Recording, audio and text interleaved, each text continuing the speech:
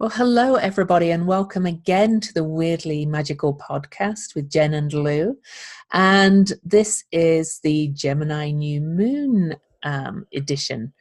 But first of all, to introduce ourselves, this time we'll let Jen go first. So, hi, I'm Jen. I'm an Akashic healer and reader, numerologist, teacher, creator of the Illuminating Journey cards. I have a box somewhere.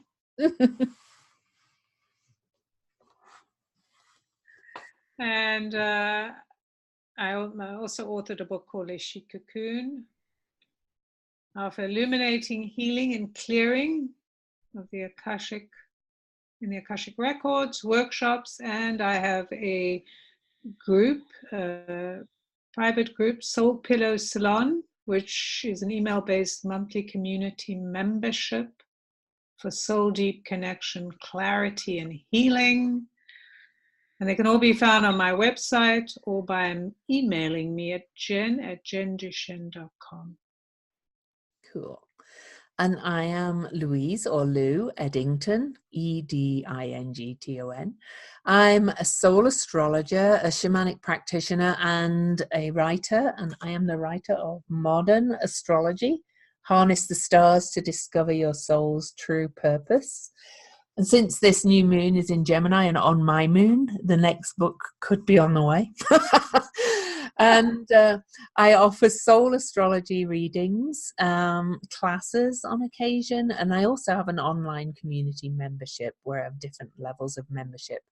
All of those can be found at louiseeddington.com, and I help you through my work to live in deep self-awareness and self-acceptance. So today, as I said, we're looking at the Gemini new moon. The moon takes place on, or the new moon will happen on June the 3rd at 11:01 a.m. London time, Universal Time. It's at 12 degrees and 33 minutes of Gemini. And it's forming a T-square, pretty wide T-square, but because it's a lunation and it's to two outer planets that are in relationship to each other, we're going to look at it. It's forming a T-square to Neptune in Pisces and retrograde Jupiter in Sagittarius. The new moon is also forming a grand air trine with Pallas Athena in Libra and Black Moon Lilith in Aquarius. And it's also on fixed star Aldebaran, or 10 or 2 degrees away from the fixed star. And that fixed star represents either integrity or betrayal of values. It could go either way.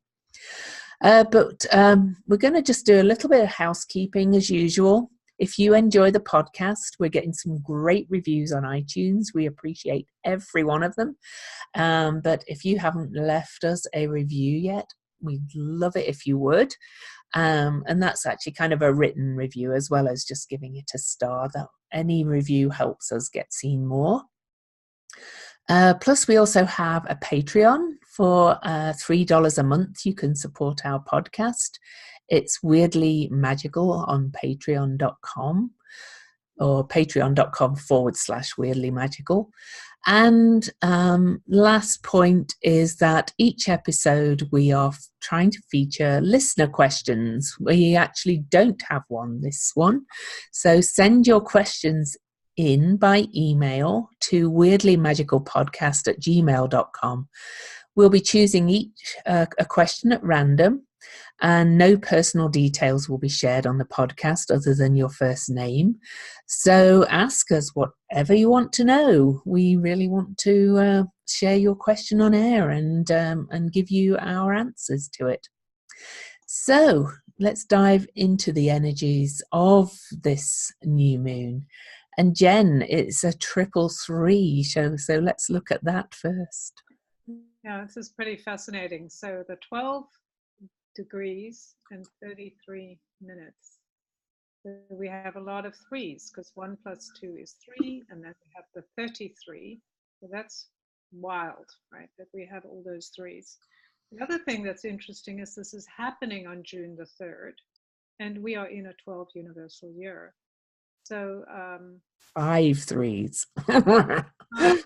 not only do we have 5 threes, but the numbers, the 3, the 12 and 33 is the 6, 12 and 3, that makes 18, which is a 9. We are in a universal 9 month. So we have 3, 6, and 9 all kind of activated because we're in the 6 months. So these are all the emotional numbers. This is all about feelings. And it's about the kind of, it's like a watershed energy of feeling our feelings, allowing ourselves to kind of release all this energy we've held in our bodies of not feeling our feelings, not expressing our feelings, not being able to speak our truth. Not being able to share how we feel because we're supposed to look a certain way or act a certain way. And this energy of the threes, the 12 in particular, is so incredibly powerful. And that it's reflecting the year, the energy of our year is quite phenomenal because it's giving us a new lease on life. And the 3, or the 12, let's just come back to the 12, is this number that asks us to, it's a teaching number, it's a learning number, it makes us into students, into taking this path, and it asks us to actually activate our wisdom by doing the things we want to do that we fear. And so we actually process. So we're not just sitting there thinking about it, which is interesting because Gemini is all about the mind, right? So we're changing our mind because we are letting ourselves, we're giving ourselves permission, or the universe is helping us to illuminate that idea that we need to kind of sit on the fence, that we're not allowed to be who we are, and is encouraging us to change through discovery. And the way we change through discovery is we actually do things. And this number also is about joy. It's about activating our joy. It's about getting curious, creative. It's extremely creative, friendly, communicative, wanting to, colorful, wanting to kind of bring in this energy, this playfulness, the opportunity to look at our lives, at our struggles, at our experiences and go, how can I play with this? How can I get curious about it? How can I just break away from the things that I've been told because this stuff doesn't make sense? So it's asking you to get really playful and inventive. Just imagine you have a bunch of clay and now you're starting to recreate what you want to express and what you want to say about this and how you want to experience joy. It is your birthright to experience joy. It is all of our birthright. And yet we've had this kind of teaching that we're not supposed to be joyful. We're supposed to struggle and be in pain. I find it fascinating too. 1 + 2 makes 3, and that's that step by step, 1, 2, 3. We are bringing the masculine, the feminine, the child. Masculine, the feminine, the child. This is this thing. How do we change? We change through focusing, connecting, and then exploring and experiencing. So it's all in this very juicy number. The 33 is very powerful because it is considered the Christ conscious number. It's a master number, and we have it here in the minutes. And that is telling us, we have 33 vertebrae in our spine. So it's telling us to stand up straight, to become who we are, to kind of stand on our own 2 feet, and to recognize that 3 energy inside of us. 3 is the powerful energy of the triad. Everything works in 3s. It's supported, it's connected, it's spiritual, and it's emotional and physical. So it's a very exciting, it feels like there's energy coming into this number, and all these numbers that are, the same numbers over and over, 3s, 12s, 6s, etc. It's all about allowing us this extreme opening to be in joy with who we are. So from kind of my perspective, the astrological perspective, and they always end up in the same kind of area, Yes, it's a airy Gemini new moon, but it's a new moon. It's the dark of the moon, and not only that,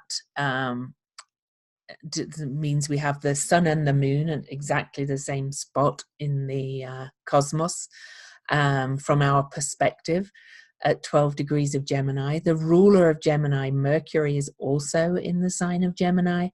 And this airy grand trine to Black Moon Lilith in Aquarius and Pallas Athena in Libra is bringing in floods of information, I would say, into our psyche.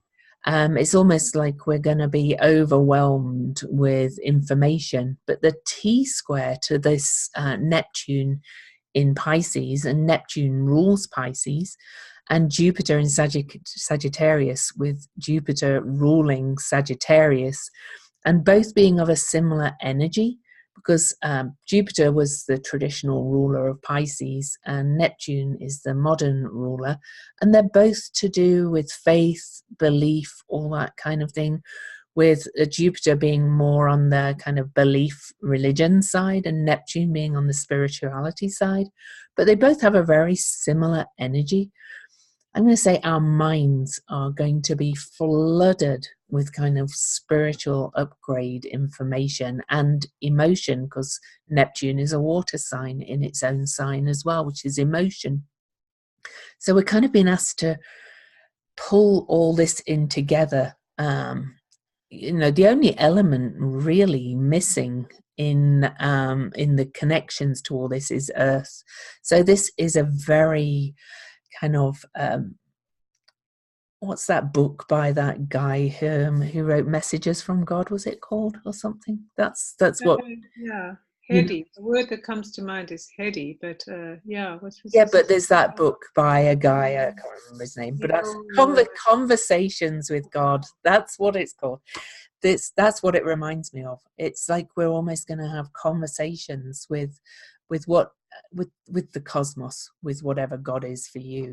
We've got Black Moon Lilith in Aquarius, which is the higher mind, bringing in all these wild connections. We've got Pallas Athena in Libra, trying to bring in balance. She's a bit of a spiritual warrior for balance, if you like, wise justice. And then Neptune in Pisces, bringing in a real connection with the muse, the mystery, the collective unconscious. And Jupiter in Sagittarius is really higher philosophies and natural law. And it's kind of real Hierophant priest energy. So all this information is being channeled right into our minds. This, to my mind, is saying, take in all this information and filter it and then feel it, as you said. Add to that as well, we've got here we have the new moon in Gemini at 12 degrees. The sign before it is Taurus, and Venus rules Taurus, and Venus is out of bounds on this new moon, sorry. On the other side is Cancer, the sign after Gemini, and Mars is still out of bounds, Venus being out of bounds till June the 17th and Mars till June the 12th. So, and that is the divine masculine and the divine feminine, basically, either side, but both in feminine signs. Both Taurus is the very most earthy of signs. Venus rules Taurus, and Cancer being the sign of the mother and the sign of the moon. I kind of really feel like this whole debate we have going on now, that's been triggered by all these anti-abortion bills, is going to heat up, and emotions are going to get heightened beyond belief with this. I really think it's there's going to be a lot of information coming in about it, and a lot of speaking and shouting about it as well. So right. I think there is that energy, that sexual energy. It's very interesting because our emotions are what tap us into our passions.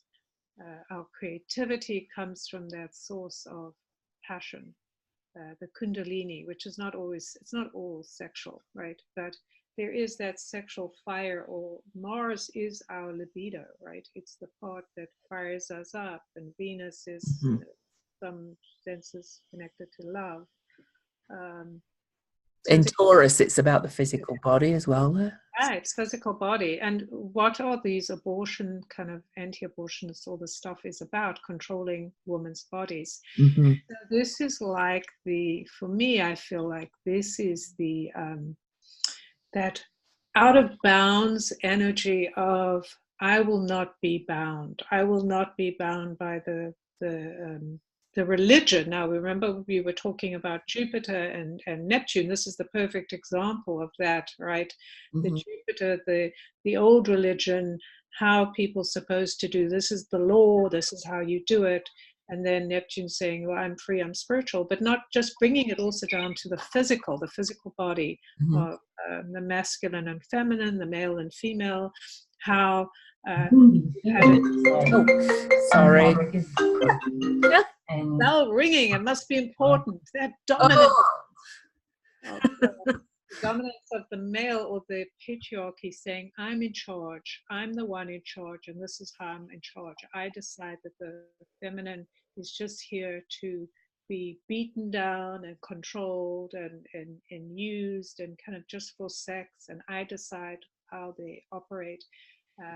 And that was always the way that they took the power away from females. So I think this is very interesting that here we have all this being in Gemini, all this duality coming out, the Mm-hmm. sexual nature, because it does come down to sex. Women have been kind of isolated and said, well, you can be the prostitute, or you can be the whatever, the nun, like, Yeah. you could be the mother, but you can't be more than one role. And of course, that's total bullshit. We can be and are many things. And what we have done in the past is we've allowed the voices of the patriarchy to tell us who we are. And now we're going, I'm not listening to you anymore. And I'm going to be shouting about it. So there is that feeding into it. I feel like all of those signs are in warrior mode to go, forget about this, forget about kind of sitting down or keeping quiet or saying it's not my issue. It's very much our issue. And I find it fascinating that they have chosen, people in this country, for instance, have chosen that issue to push through, thinking like in their mind, they're like, oh, we've got this opening, we're going to make this happen, we're going to, overturn Roe v. Wade. And what they're thinking is, it's all going to happen. And it kind of looks like it is, but it isn't, right? Like in the sense that on one hand, yes, look, we're passing all these bills, yay, we're victorious. But on the other hand, it's just raising, like the steam is raising. Like people are just like, you can just feel the fire rising up inside of them, going, I've had enough. So far, no further. You will not. And it's so interesting that this is a physical aspect.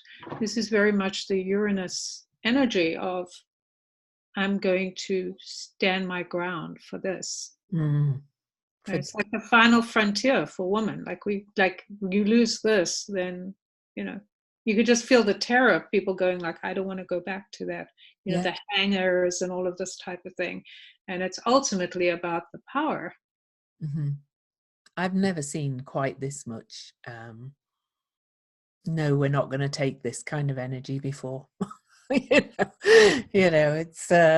kind of, and it's going to get bigger, I think, which is kind of ironic because we're now waning from full moon, which was the Scorpio full moon, which was kind of the Kundalini energy rising, a very powerfully deep water sign of deepest stuffed emotions.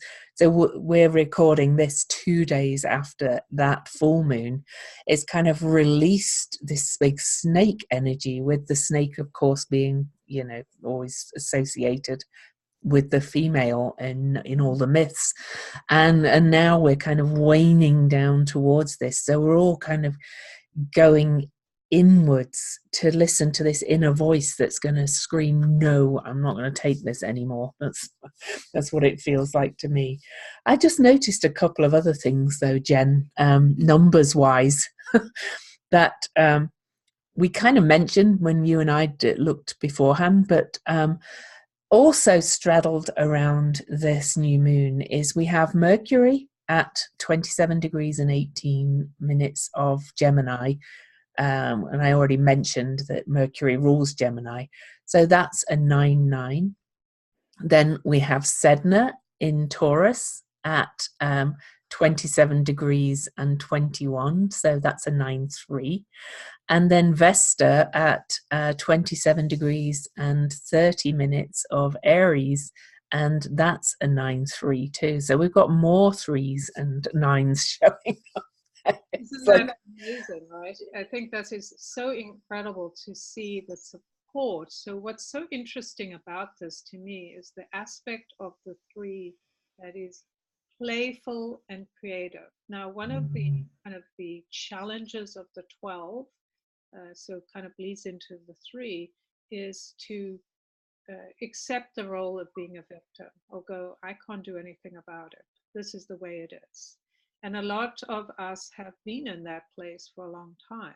And now we're being pushed, like it's that thing that when they come and take something from you, and then you give it, and they take another thing and you give it, and you keep giving it in that sense, like, and then there's that point where there's nothing left to give.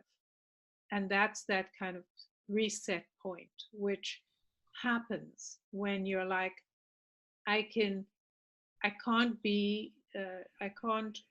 kind of be serious about it in the same way. I can't just keep giving them everything they want because there's nothing left to give.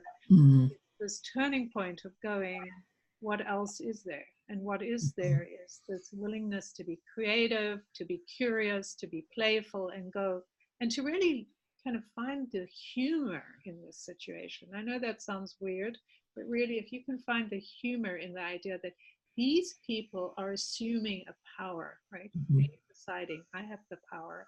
And we've kind of gone along and said, oh yeah, you do. Even if in our head we said no. But now we're saying, no, you don't have the power. Who gave you this power? Why should you decide this? And so if we get to that place where we're not trying to control them as they have controlled us, instead we're taking back our own power and we're going, I'm not engaging with you on this level because you don't have that power over me.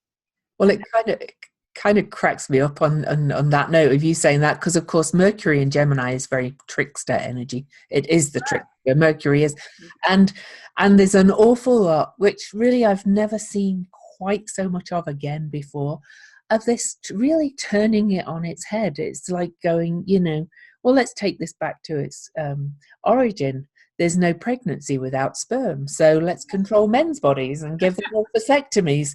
And, and half of it's not really serious, but there are actually being bills put forward, knowing they won't pass, but just to point out the stupidity, to show the trickstery energy, to have a laugh at it almost, of how ridiculous this all is. That's right, exactly. And when you can have that laugh from a place of power, like, I'm amused at you trying to manipulate me, and I'm laughing at that. I'm not laughing at you or the situation, but it's so ridiculous that I'm laughing. That then brings you a sense of greater power and freedom, and then you can get more creative. Well, how can we use this? That's why they always say humor is the way to change the world, right? Absolutely. Like, they don't actually have power. So if we're afraid of them and we're afraid of their power, then they will have power over us. I think also the interesting thing of the 27 of those 3 players bringing in this new energy, this idea of shifting the balance through changing the way that we operate, because 9 is also about endings, about compassion. It's about having compassion. Like, these people are in fear, right? That's why they're trying to control the situation. I mean, I hear people, a lot of times people that say they're against abortion. Now, of course, the thing is, if you want an abortion and you believe in it, you should do it. If you don't believe in it, you don't do it. But Yeah. I don't believe you need to tell other people not to do it. But one of the things I hear constantly from men and women who are anti-abortion is, oh, what about the people that use it as a contraceptive and want to abort a late stage pregnancy? This is a very rare thing. So the whole idea that is so ridiculous that we even answer these questions, like we take them seriously, like, oh, that's a real question. It's like, why aren't people saying to these people, that's so laughable, let's bring it back to the real thing, because that's obfuscation, whatever that word is. Like, it's total bullshit, right? It's a curtain, and we're taking that seriously, and we're answering the question as if it's a valid question when it should be like the after term abortion they've said.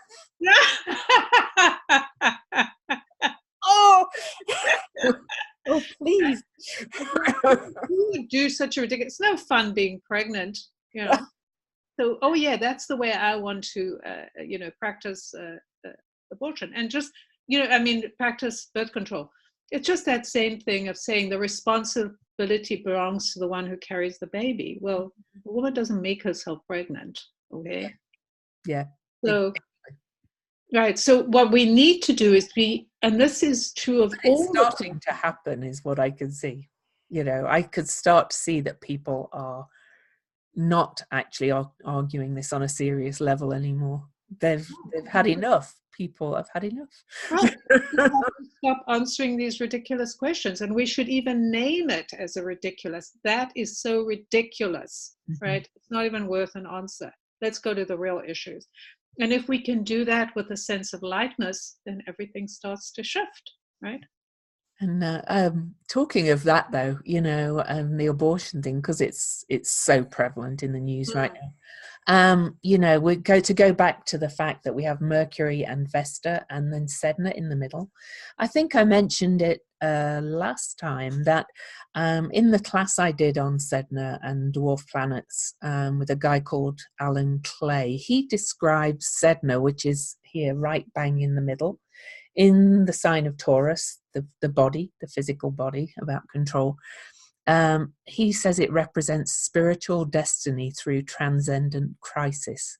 And it's almost like that's the point we're at. It's like this has all come up for us to really, a true point meaning of the word crisis is a turning point. It's like things come to a head for us to really start to shift. And then at the other side, we have Mercury going, use your voice, talk about it, bring in some information. At the other side, we have Vesta, and they were very powerful priestesses, really. So it's kind of about bringing this into the middle to really bring transformation. So. Yes, and the transformation, and I think what's very interesting is you're bringing up such a powerful point, because how transformation happens in our world is through conversation. It's through creativity. It's through getting curious. How can I have a different conversation? How can I have my voice heard by being compassionate? So we're not saying you're a fool, shut up, sit down. We're going, let me hear about your pain. Oh, I understand that you feel this pain. So let me share why I feel this way. We have to connect through our common experiences, and that's what will help us over the spiritual crisis. If we refuse to look at our emotion, and that's something that I see a lot, it's one of those spiritual bypasses. Oh, people that are, considered like gurus or something, they do not look at their spiritual issues. Like, we're all going through stuff all the time. It doesn't matter who we are. And if we're shutting it down and saying that's not happening to me, or I'm not accepting that, then... Or I'm above that. Right, exactly. Or I've been through my stuff. Like, what the hell? You're going to go through stuff again. Like, who are you to not ever go through stuff? Maybe you're the, one of the most evolved spirits, the few that we have on this planet. You never know, stuff comes up. Mm-hmm. But for most of us, stuff's going to come up, and it's going to come up again and again. And even when we think we've cleared it, new stuff comes up. So Mm-hmm. I think this is the key here, is recognizing through our voices, through our compassion, which why we have all that emotion. The 3 is about self-love. Well, I call it the self-love number. 6 is about family love. 9 is about community. 6 is also family and community, local community, and 9 is the bigger community, the universal love, the equality between male and female, brotherhood and sisterhood love. That idea of recognizing the bigger picture, so we can actually have a spiritual transformation through the crisis. That's the point of a crisis, right? Is that it's a cross. That's what it is. It's a crossroads where we get to go, I'm taking a different path. I'm going to, let my voice break through, and instead of trying to force somebody to agree with me, I'm going to have fun with this, in a joyful way. I want to be joyful. I want to experiment and experience different things.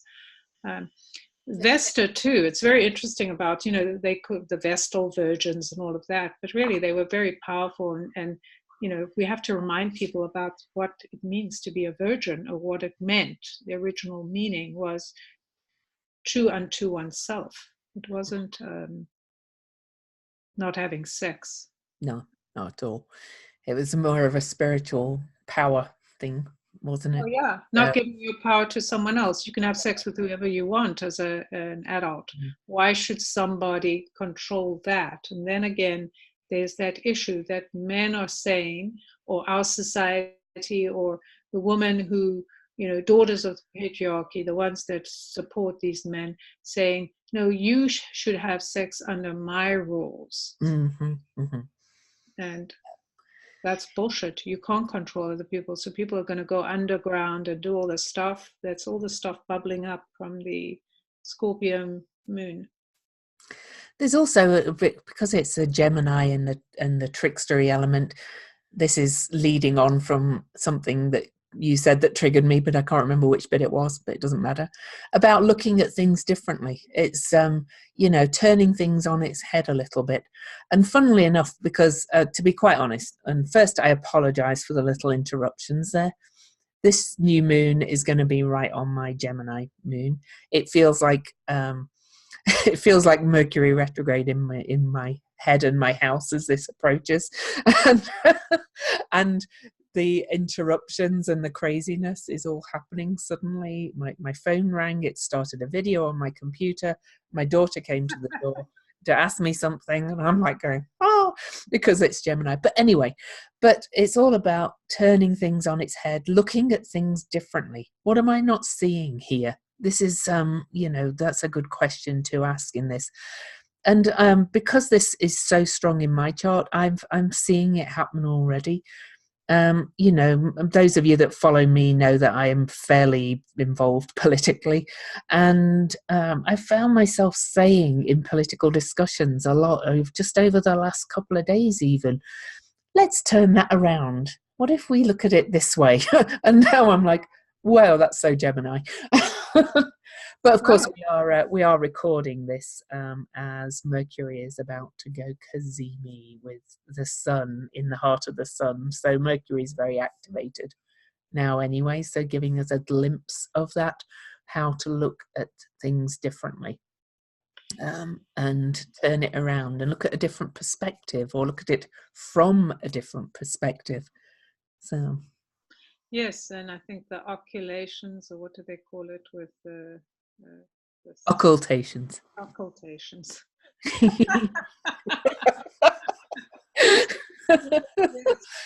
are happening too this week. Yes, they are tomorrow. Yeah. Yes. So this idea of sparking our mind, or shifting or changing our minds, very mercurial, right? Mm-hmm. This idea of Mercury, and this idea that there are two sides. The thing about Gemini and this point, even the fact that this is June, it's halfway through the year. We've reached that halfway point. We're coming to that solstice energy, and it's showing us the two halves, right? That that in our world that we have these polarizations, Mm-hmm.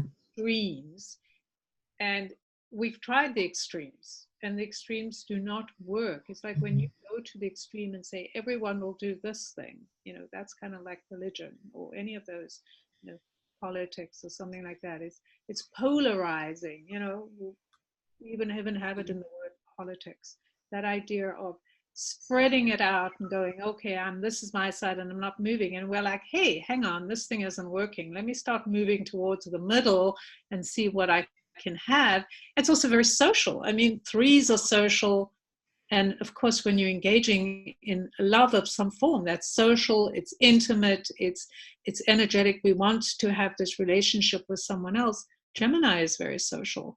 It's this idea like, let's sit down and have a conversation. Let's have a cup of tea. Let's talk about this stuff and not get so cornered by our deep, dark fear that makes no sense. Like a lot of these things that we have that are like, we think are like, oh, this is my basic fear and I don't want to let go of it, are based on stuff we learned when we were kids. So it's wild to think that our adult world is run by our little children's brains that haven't changed.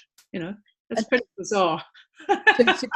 to kind of build on what you were just saying as well, then that brings us to another side of Jupiter in Sagittarius. It can be extreme dogma, stuck in your dogma, and we see that in religion, politics, all that kind of stuff. And then Neptune in Pisces dissolves that, and we've got both those two kind of aspecting on this new moon. So we've got the rigid dogmatic and the dissolving of everything that you thought was true almost as well taken in there. But I see it more as really kind of just really kind of questioning it instead of challenging somebody's dogma or challenging your own dogma. It's just a slight, what if we look at it this way? And so I love to give an example. There's the one that everybody always says that, the Democrats, 23 people in their primary. How ridiculous is this, honestly? But if you don't just vote for the nominee, you're going to be a vote for Trump. And this was in response to somebody posted a tweet by a black woman who said, if you think my black ass is ever going to vote for Biden, basically. And this person was saying, these people are going to lose us the election again. And I was like, how about we listen to them and maybe take in their point of view and maybe change our point of view? Yeah, exactly. Talk about dogma, that whole story that has been fed to people, and people are in such fear that all they can think about is we better vote for the chosen one who represents exactly what we're trying to get away from, right? And so it's so ironic because for me, I look at someone like Biden, from what I've seen that has been revealed to me, the energy inside of that is so out of integrity. Like the act that he's done, which was fine, but he never truly apologized. I don't know if we talked about this before. And, some of the other things, it's to me like, you are not walking your talk. You're saying nothing words. You're just like a puppet. I'll never vote for that guy. I don't care. I won't. It's like, this is when we get to the integrity of who we are. And this is what this is about. And that's what those people that are still stuck on the idea that someone else is going to save us, right? If we get if we get everyone in the same room, Biden, all these people, they're going to save us. No, they're not going to save us because we have to save ourselves. And the only way we can do it is by saying what is true for us and sticking to our integrity and saying, I don't care if you think out of fear that this is the right person. I'm not doing it. So we can't change their minds, but it's a good idea to say, how about we look at something differently or take a different tack? But I think the more we just, each of us who feels so sure, comes together and focuses on what we believe in, the more chance we actually have of changing this. We're in very soft times and creative. This is 3, is a very creative time, a number. Gemini, it's the soft energy where we get to create what we desire. So if we just create from fear, we're just going to create something fearful. I don't want that shit anymore. I'm done with it. So I don't even know why people hang on to that shit. It just doesn't make sense. It's time to write a new story, which is very Mercury and Gemini as well. Exactly, right? It's telling yourself this whole story. No, it's so crazy. But you say 23 people. How amazing that there are 23 people that are running for Democrat, to be the Democratic nominee. That's kind of exciting, I think, in a way. I wish some of them would run for Senate instead, though, because we need to. I know, because I think that the problem is that this country, the problem is that they put you running for president, all your energy's there. You're not actually working. So if you are a senator or in the House, you're not doing your job because you raise money. So it's bullshit. However, at least it shows us that people understand that we need something different. It would be good to put that energy to doing something. You can take all that energy and focus it in one particular aspect. And that just shows us how important it is.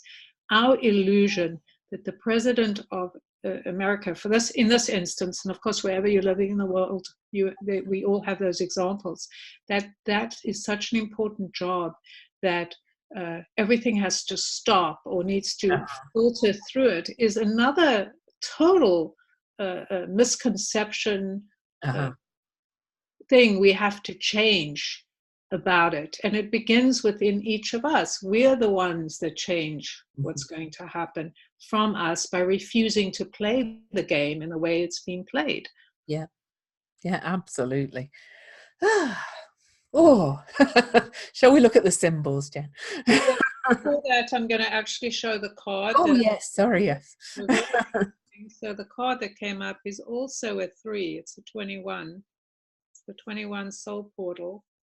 And I find this fascinating, not only because it's the 3 and it's the 12 in reverse, and we have a couple of, I think we might even have some 21s. Oh, yeah, we have Juno 21. Yeah. We mentioned her, and the power of Juno is how she guides us through the physical part of being, of dealing with the pain of life and overcoming that pain and using our power to free ourselves. And that's what this card to me represents. It's a cave.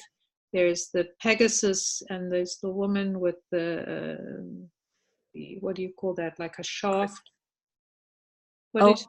Oh, sorry, I thought it was a crystal ball, but I don't see what's in the other hand. There's a crystal ball, right? You're right. She has a crystal ball, and the her wand kind of raised, and it's this looking towards the light from the blue, and all of this blue, this kind of energy of being in the voice. Blue is very much the color of the voice, and of speaking your truth and being in that harmony. And kind of raising it and recognizing as they are both looking towards the light, and Pegasus is kind of flying up, is this recognition: I'm going to take my place, right? I'm ready to truly, this is my cave, my inner world, and I'm going to take that power out into the world. And to me, just looking at the picture, but the cave is kind of the new moon. We're always deep within, and it's very much kind of an awakening, the light coming in Gemini, the information, the light. So kind of that awareness. The light comes in, and here we are, we're ready. Yes. Yay. To this energy that we've been talking about. So my Gemini moon needs keeping on track at the moment, everybody. So I forgot to ask Jen for a card at the start. It's okay. And shall we do the symbols, or do you want to check in with the Akashic? Well, let's do the symbols, then we'll do the check in with the Akashic Records. Sounds good. So you go ahead with the Sabian. Okay, so Gemini 13 degrees, a famous pianist giving a concert performance. The keynote is individual fulfillment in the performing of a social function to which some prestige is attached. Having entered upon the path of individualized experience that brings him in touch, or her in touch, with the broader or higher realms of super personal inspiration, the individual is able to become herself a source of inspiration, an agent for woman and the formative powers guiding human evolution. Her role is to mobilize emotions, to present to others an image of what for most people is beyond their mediocre and lukewarm responses to the challenge of becoming more than a woman. To experience more intensely and to see further. This is the role of the true and ideal virtuoso, and in far-reaching sense of the avatar whose example fascinates human beings, leading them to leave behind their past and to venture forth into new realms of experience. And the kind of key word at the end is, well, it says... Source of inspiration, that's right. Source of inspiration. Lovely. And the Chandra symbol for Gemini 13 is garlic hung at the window for protection. It's stationed in isolate containment to cultivate gifts, virtues, talents, and special offerings, generously endowed with timing grace to preserve and maintain worlds apart. You are directed from within to divulge nothing and remain in telepathic wavelength beyond words. Inside there, you become conversant with extraordinary spheres and are held in a purity of protection and veiling, a kind of otherness which rarely is seen for what it is. You extrovert into apparent display and meanwhile keep everything essential for later. A perfect arrangement for very special fosterings and streams, and virtually impenetrable, and somewhere else to be unlimited inside the world. To me, that's kind of really speaking to this inner kind of awakening of the mind, and that connects with your emotions too. That we've talked about, this kind of telepathic soaking up of information that's really going to be quite, or has the potential to be pretty life-changing to my mind. Yes, the source of inspiration, and this is the inspiration that comes from the source. So it's very, if even just thinking about where you were talking, it felt so good. And I was thinking about how when we were talking about Neptune and Jupiter, this idea of opening ourselves up to this expansiveness that is beyond what we know, and just allowing that to inspire us and to move us into places of great joy, because this allows us the capacity to feel, like that's what brings us joy, and just to feel like, wow, this is amazing. Even when difficult things happen, to be in the emotion of it and to feel alive is those things. Like people often say that when they have like a really horrible experience, I felt so alive. Like even though it was something terrible, every moment I was there, I was present, because you have a choice. And that's that energy that allows you to receive without doubt, right?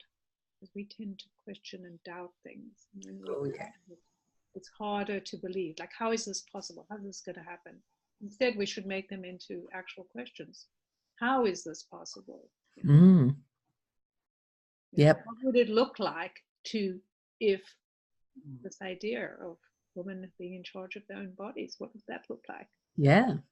I mean, just putting that idea out there, just sending out that kind of energy with this lightness and this sense of inspiration and hope changes the vibration in the world.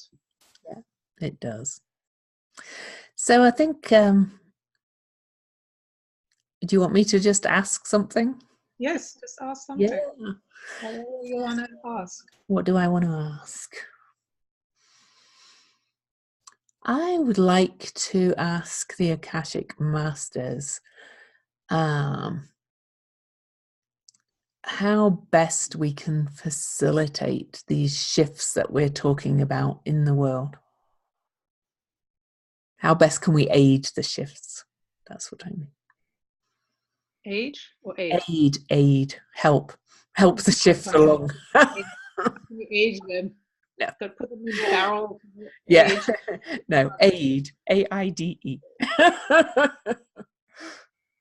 So what they're saying is that there is this energy available to us all, this bubbly, golden, gorgeous energy that is the energy of light that is available to us if we call it in. And this is this energy of feeling joy, of experiencing joy that we need to take advantage of. We're not taking advantage of this energy. We're letting it sit there and recognizing, like, when we're in motion and we're laughing and we're having a good time, we're creating all this joy and it's all sitting there. And so when we're feeling less than bubbly and happy, we need to kind of draw in some of that, like, oh, I want to ignite some of that joy inside of me. I want to feel the lightness when I'm working with something that's more difficult. So inviting that energy in, maybe doing something like when you know you're going to a meeting, for instance, or maybe you know you're going to be answering challenging emails or dealing with difficult people, to invest some time in actual physical joyful activity. So dancing or singing, humming, doing some of those things to actually reignite your cells with joy is a really good way to do it. So those are some of the things you can do.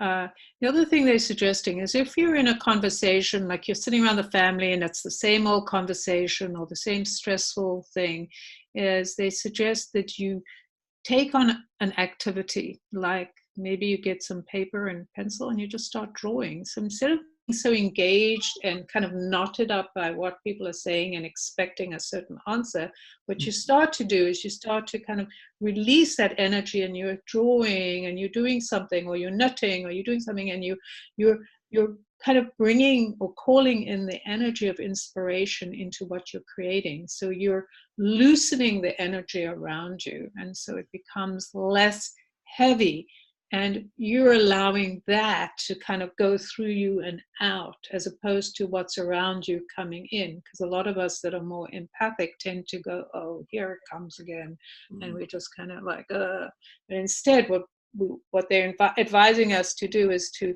draw it in by moving, by doing that, drawing or something, and letting and actually allowing that energy to kind of go out of us into the space we're in. And even if you're sitting there going, like, even if you're sitting in a meeting or something like that and you don't have a piece of paper, you can actually envision this energy coming through, golden light or whatever it feels like, whatever joy feels like to you, and actually feel it kind of going out like a wave into the space around you. Yes, and the other thinking of doodling.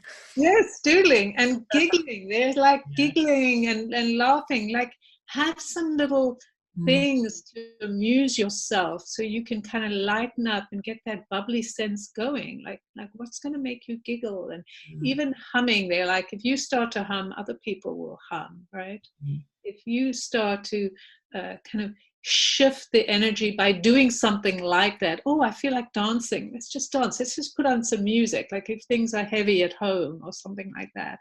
Just thinking of all the ways you can kind of infuse this joyful energy into your daily living. They're saying there's so much we can do. So just think of the trickster. Think of this.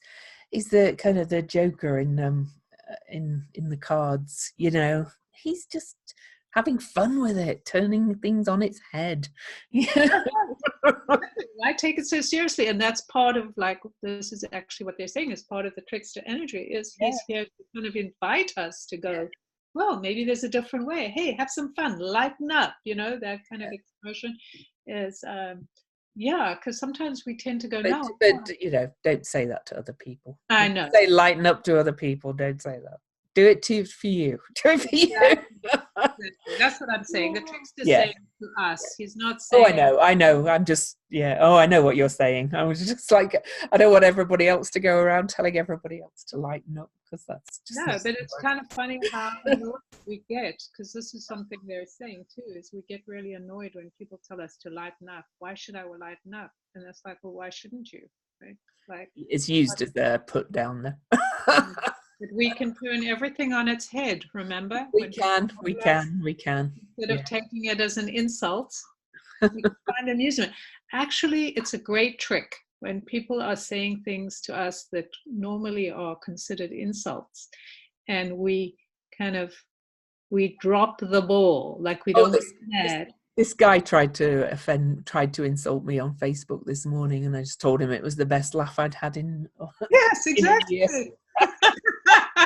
That's right. You take away their power, right? So can you imagine if all these guys were standing there saying, okay, no abortions for women, and there were hundreds of women around laughing their asses off. Yeah.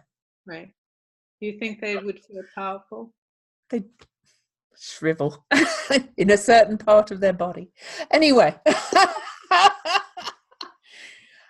Before we sign out and tell you where you can find us, I do want to let you know that Jen and I are listening. We had a review saying there was a bit of sound quality issue on occasion, and we're both upgrading or trying to upgrade our mic equipment. Please also bear in mind that Jen and I are in different cities and we record it remotely, so sometimes the internet does kind of make the sound fade in and out a little bit. We have no control over that. So, but we are trying to upgrade it because we didn't expect this podcast to go as well as it did. We kind of set out as a joy thing, and it's just kind of taking off, which is magical and weird. No, weirdly magical. Awesome. So, Jen, how can people find you? Well, they can certainly find me at my website, jenduchenne.com. I do write sometimes on Medium, and they can find me on Facebook, Instagram, all those other places. And they're interested in my Soul Pillar Salon that's on my website. You just look under services. I'm also doing live readings for people in California, or I do them through through Zoom or phone. So you can just check it out on jenduchenne.com. Cool. Well, similarly, my website is louiseeddington.com. You'll find a work with me page, or on the homepage there's buttons to this podcast, to how to work with me. I have a community with different membership levels that you can join. You can follow me on Facebook. I have a group called the Planetary Magic Cafe, or I'd love to have you join us on Facebook. It's free. I'm also on Instagram when I remember. And just Google my name, Google Jen's name. We're both very visible and very out there with our names. And we're really glad that you guys are enjoying this podcast. Again, if you haven't left us a review yet, we would really, really appreciate it. And send us those questions. weirdlymagicalpodcast@gmail.com. Anything I'm missing? I don't think so. Well, I just would like to add, as far as the questions, is that if there's something specific that like you're curious about in your chart, you could send the question, and if it's something you can answer, send it. Doesn't have to be like a general question about the world. We will still answer for everyone, but you can, we'll use your chart as an example, but we won't be showing the chart. So. No, exactly. All righty. So it's goodbye from Lou. And goodbye from Jen.